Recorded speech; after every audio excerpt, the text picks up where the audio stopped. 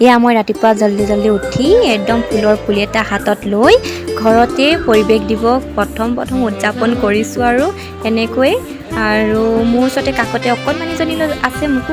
ফুল পুলি ৰোৱা দেখি তাইও ৰুবলৈ বিচাৰিছে থকা অকণমানিজনী নাৰ্জী পুলি এটা লৈ একদম ঘৰত ৰুব গৈছে আৰু আমাৰ আৰাধ্য হাততে কপৌ ফুলৰ পুলি এটা লৈ স্কুলত ৰুবগৈ হেনো বোলে এনেকৈ গোটেই দুইজনী ঘৰলৈ ৰুবলৈ গৈছে এয়া মই স্কুল পাই গ'লোহি আৰু স্কুলত এনেদৰে সকলোৱে ধুনীয়াকৈ লাইন পাতি ৰৈ আছে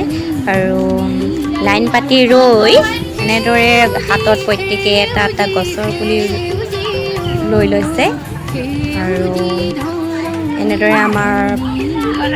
বিদ্যালয়ৰ পৰিৱেশ দিৱসৰ উদযাপন কৰা হ'ব আৰু সকলোৱে এনেদৰে পানী ফল মূলৰ গছ বিভিন্ন ধৰণৰ গছৰ পুলি আনি এনেদৰে সকলোৱে থিয় হৈছেহি সকলোৱে এনেদৰে হাতত একোটা পুলি লৈ সকলোৱে ৰুবৰ কাৰণে সাজু হৈ আছে ইমান ধুনীয়াকৈ সকলোৱে এনেদৰে স্কুলত ৰুব আনিছে সকলোৱে গছৰ পুলি এনেদৰে আমাৰ গোটেই স্কুলৰ পৰিৱেশটো সেউজীয়া কৰিব বিচাৰিছে সঁচাকৈয়ে ভাল লাগিছে ইমান ধুনীয়া এটা সুন্দৰ পৰিৱেশ সকলো ফালে সেউজীয়া হৈ পৰক এনেদৰে সকলোৱে এনেদৰে ৰুৱক আৰু আমাৰ পৃথিৱীখন এনেদৰে সেউজীয়া কৰি তোলক আৰু এইখিনিতে ছাৰেও আমাক বহুতখিনি কথা কৈছে বহুত গুৰুত্বপূৰ্ণ কথাই কৈছে বুলি ক'ব পাৰি আমাৰ পৃথিৱী এখনেই বুলি কৈছে সকলোৱে এনেদৰে ৰুবলৈ আহ্বান জনাইছে সকলোৱে পুলিবিলাক গছৰ পুলি ৰুৱক আৰু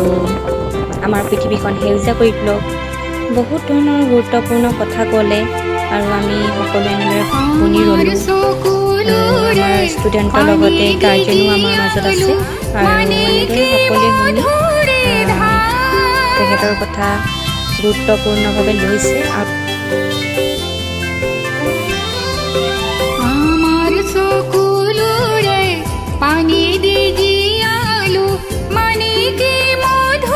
বিদ্যালয়ৰ ছাৰসকলে এনেদৰে গছ পুলি ৰুবলৈ আৰম্ভ কৰিছে আৰু সকলো ঠাইতে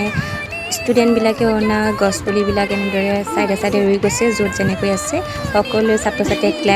ক্লেপ দিছে আৰু ইয়াত কপৌ ফুল ৰুইছে গছত কপৌ ফুল বান্ধিছে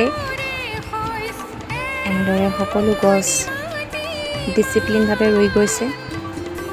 এজোপা আৰাধ্যা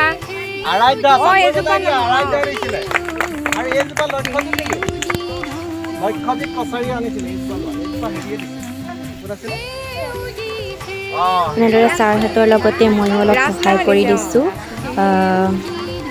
গছ পুলি ৰোৱাত আৰু ষ্টুডেণ্টৰ লগতে গাৰ্জেনো এনেদৰে সহযোগ কৰিছে আমাৰ গছ পুলি ৰোৱাত সকলোৱে লগে ভাগে এনেদৰে গছ পুলি ৰুই ভাল লাগিছে সঁচাকৈ আৰু আপোনালোকেও এনেদৰেই সকলো বিদ্যালয়তে হওক ঘৰতে হওক সকলোৱে গছ পুলি ৰুবলৈ চেষ্টা কৰক অকল আজিৰ দিনটোতে বুলি নহয় প্ৰত্যেকটো দিনতে এজোপা গছ পুলি ৰোৱাটো আমাৰ জৰুৰী হৈ পৰিছে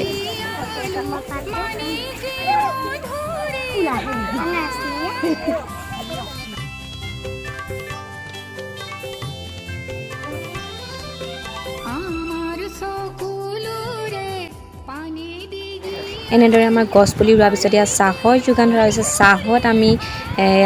লাগি আছোঁ আৰু সকলোকে এনেদৰে চাহ বিলাবলগীয়া হৈছে আৰু আমাৰ চাহৰ পৰ্ব বৰ্তমান চলি গৈছে